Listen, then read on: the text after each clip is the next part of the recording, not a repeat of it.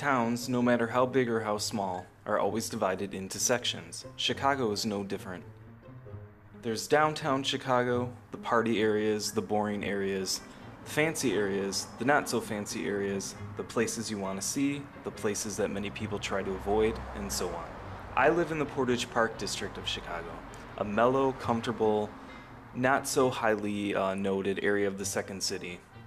We have houses, condos, a decent amount of parking spaces, and easy access to the Blue Line L trains, which is really nice. My visitors from out of town always notice that it just so happens that there are two massive costume shops, Chicago Costume and Fantasy headquarters, within easy walking distance to each other.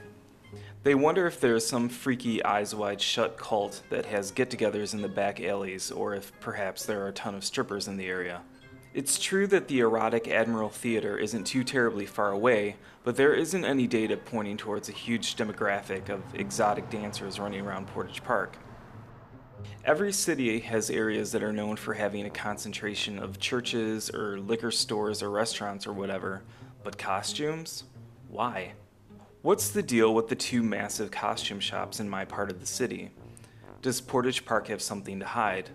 Or maybe the stores are trying to tell us townies that we should all be covering our faces more often. I've asked around, and though everyone kind of chuckles about it, no one seems to know exactly why there are two serious, year-round options here for when you need your druid cloak, a tiny top hat, and fake claws. Maybe it's just because there were warehouse spaces available in the district at a certain time, and maybe it's just a goofy coincidence that the shops are so close together. Raised eyebrows and conspiracy theories are probably not necessary. All that I know for sure is that both places are awesome. You can find pretty much anything you need for unusual projects. They give personality to the area, and you see many happy people of all ages walking through the doors.